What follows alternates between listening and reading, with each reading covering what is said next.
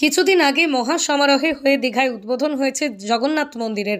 এবার সেই জগন্নাথ মন্দিরের মহাপ্রসাদ এবং প্রভু জগন্নাথের ছবি সহ সাধারণ মানুষকে পৌঁছে দিতে বদ্ধপরিকর রাজ্য সরকার। সেরকমই সমস্ত রেশন ডিলারের মাধ্যমে রাজ্যের প্রতিটা ঘরে পৌঁছে যাচ্ছে জগন্নাথ দেবের মহাপ্রসাদ। একটি করে বাক্স প্রতি পরিবার পিছু দেওয়া হবে এই মহাপ্রসাদ। মহাপ্রসাদে থাকছে একটি প্যারা, গজা, প্রভু জগন্নাথ দেবের বিগ্রহ, মন্দিরের ছবি। আজ সকাল থেকেই বিভিন্ন রেশন ডিলারের কাছে পৌঁছে যাচ্ছে প্রভু জগন্নাথের মহাপ্রসাদ। সেই রেশন ডিলাররা পরিবার পিছু একটি করে মহাপ্রসাদের বাক্স বিতরণ করছেন রেশন দোকান থেকে। আগামী রথযাত্রার মধ্যেই রাজ্যের সর্বত্র সাধারণ মানুষের কাছে পৌঁছবে এই মহাপ্রসাদ, এমনটাই জানাচ্ছেন রেশন ডিলাররা। তবে বেশ কিছু ধর্মাবলম্বী মানুষ এই প্রসাদ নিতে পারবেন কিনা সেই প্রসঙ্গে তারা জানান, রাজ্য সরকার বলছে যাদের ইচ্ছা আছে প্রসাদ গ্রহণ করার তারা অবশ্যই করবে, এক্ষেত্রে কাউকে জোর করে প্রসাদ দেওয়া হবে না। যদিও এই কর্মকাণ্ডকে সাধুবাদ জানিয়ে রাজ্যের মুখ্যমন্ত্রীকে ধন্যবাদ জ্ঞাপন করেছে স্থানীয় তৃণমূল নেতৃত্ব। তারা জানাচ্ছেন, বেশ কিছু মানুষজন যারা প্রভু জগন্নাথ দর্শন করতে পুরীতে যেতে পারে না তাদের জন্য করা হয়েছে জগন্নাথ মন্দির দীঘায়, এবং এমনও কিছু মানুষ আছে যারা শারীরিকভাবে সক্ষম এবং বৃদ্ধ কিংবা পয়সার অভাবে দীঘাতে যেতে পারবেন না। তাই তাদের জন্য রাজ্যের মুখ্যমন্ত্রী মানবিক হয়ে রাজ্যের প্রতিটা ঘরে প্রভু জগন্নাথের এই মহাপ্রসাদ পৌঁছে দেওয়ার ব্যবস্থা করেছেন। ইতিমধ্যেই রাজ্যের বিরোধী দলনেতা জগন্নাথ মন্দির নিয়ে বেশ কিছু কটাক্ষ করেছেন। সেই প্রসঙ্গে তৃণমূলের দাবি, বিজেপি সব সময় সব কিছুতেই ধর্মের রাজনীতি করে, আর তাই তারা উল্টোপাল্টা কথা বলছে। অপরদিকে স্থানীয় বিজেপির পক্ষ থেকে এই মহাপ্রসাদ বিতরণ অনুষ্ঠানকে কেন্দ্র করে জানানো হয়, এটি কোনো মহাপ্রসাদ নয়।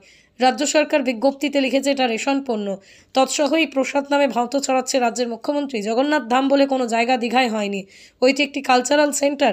শুধু তাই নয়, স্থানীয় কোনো মিষ্টির দোকান থেকে মিষ্টি বানিয়ে সাধারণ মানুষকে মহাপ্রসাদ বলে চালিয়ে দিচ্ছে রাজ্য সরকার।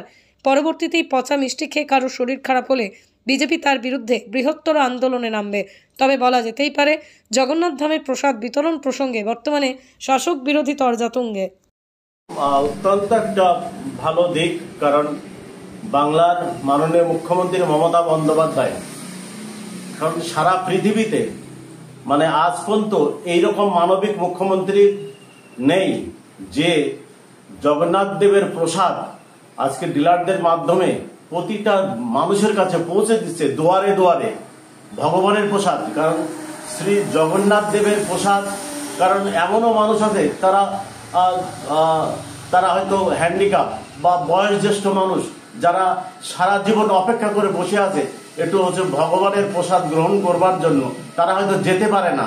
তো সেই জায়গাতে মানবিক মুখ্যমন্ত্রীদের ডিলারদের মাধ্যমে যে মানুষের দুয়ারে দুয়ারে শ্রী শ্রী জগন্নাথ দেবের প্রসাদ আজকে ঘরে ঘরে পৌঁছে দিচ্ছি, কিন্তু আমরা অত্যন্ত খুশি।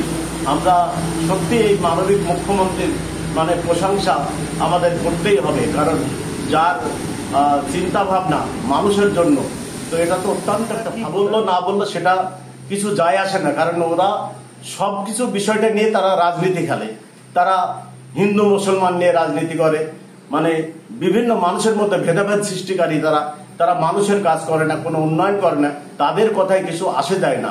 কারণ বাংলার মানুষ জানে যে মাননীয় মুখ্যমন্ত্রী মমতা বন্দ্যোপাধ্যায় তিনি যে প্রকল্প যে প্রোগ্রামটা করেছে, এটা অত্যন্ত একটা ভালো দিক। কারণ বাংলার মানুষ শ্রী জগন্নাথ দেবের প্রসাদ তারা ঘরে বসে পাচ্ছে।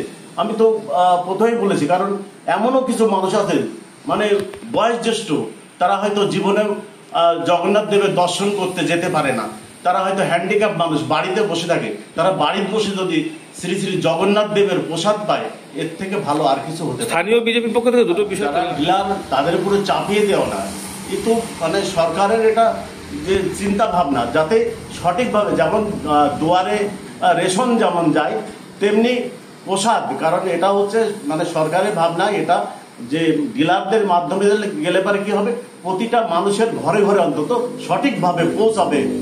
দেখুন, প্রথম কথা হচ্ছে জগন্নাথ ধাম নয়, জগন্নাথ কালচারাল সেন্টার করেছে, একটা মন্দির হয়েছে, ভালোই তো। পশ্চিমবঙ্গে মন্দির করতে উনি বাধ্য হচ্ছেন আজকাল, আমরাও যাব সেই মন্দিরে।